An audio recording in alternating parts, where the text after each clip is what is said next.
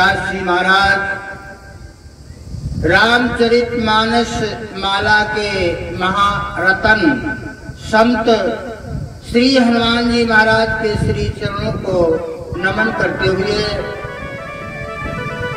देवादिदेव महादेव शंकर भगवान मैया पार्वती परम इष्ट श्री राम राघव सरकार मैया जानकी बाल योगी श्री कृष्ण भगवान मैया राधे रुक्मिणी एवं श्री शीतला माता जी के पावन चरणों को नमन करते हुए जो भी परमपिता परमात्मा के पावन दरबार में बैठे हैं हमारी बेटी माता बहन भैया लोग सभी को मेरा मंच की तरफ से जय सीताराम जय राधे श्याम। आइए दो बार सभी लोग मिलकर के परमपिता परमात्मा का नाम बोलते हैं। तत्पश्चात बहुत सुंदर भगवान की पावन कथा जिसको सुनकर मिट जाती है जन्म जन्म की व्यथा, ऐसी है भगवान की पावन कथा। तो जहाँ तक आवाज पहुंच रही समस्त नौजवान साथी बेटी माता बहन वाले बुजुर्ग बोलेंगे क्योंकि इस कलकाल में परमपिता परमात्मा का नाम ही सार्थक है। परमपिता परमात्मा का नाम ही भवसागर से पार करने वाला है। बंधु प्रेम के साथ सभी लोग बोलेंगे सीताराम वंदना राधे श्याम वंदना।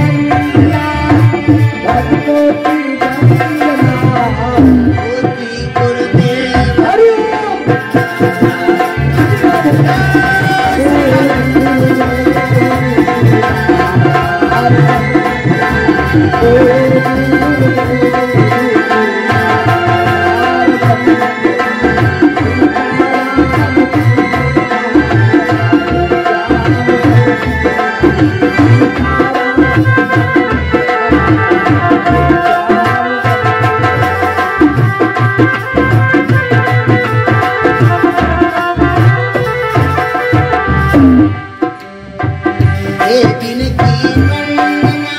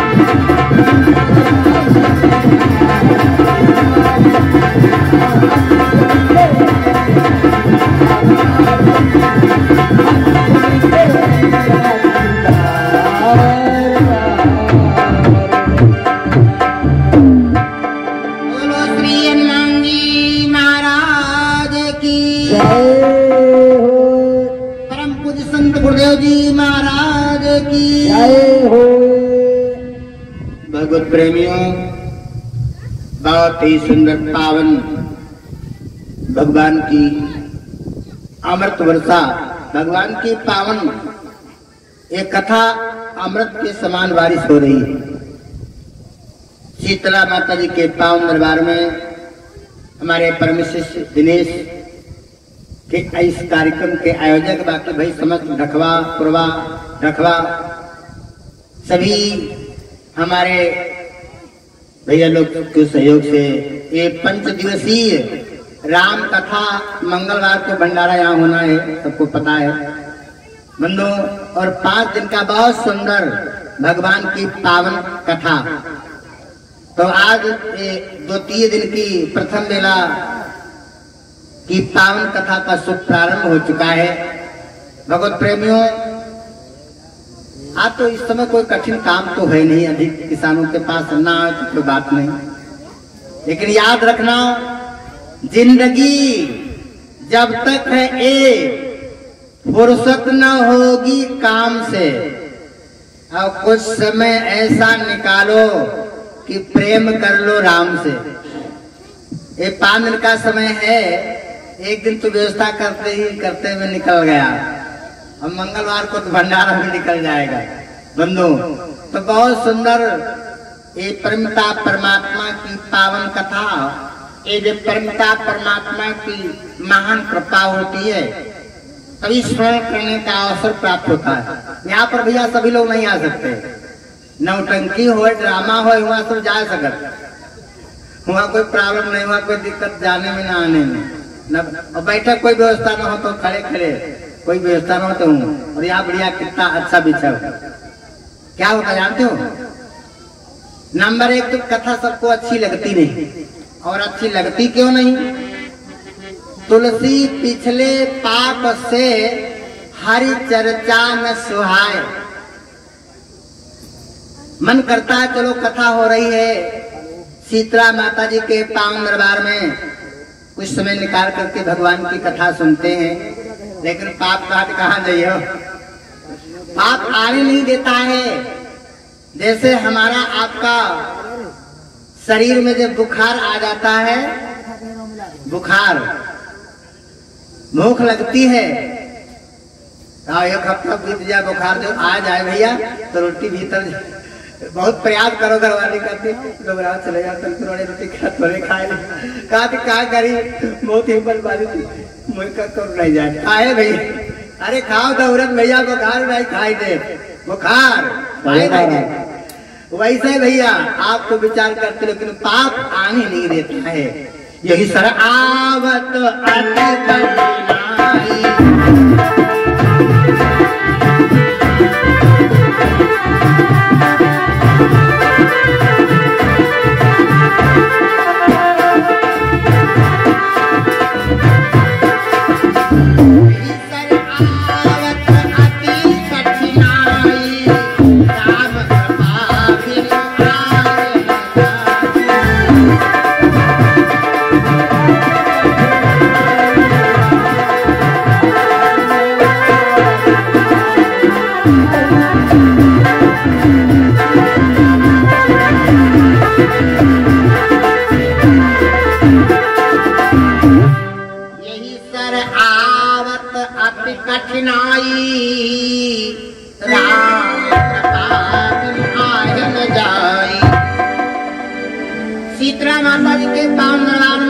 भगवान की पावन कथा में आने में कठिनता होती है, सबके बस की बात नहीं। जो आए, और आएगा कौन?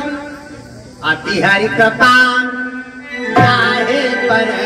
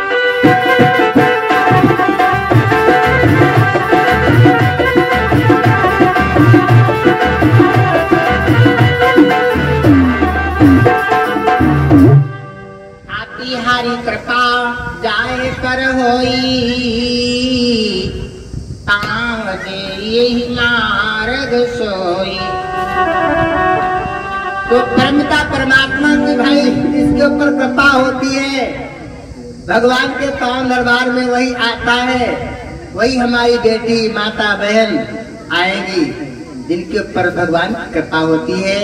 आइए, कथा और सत्संग बहुत ही पावन सुंदर कथा आप लोगों ने मेरे द्वारा रात्रि में श्रवण किया।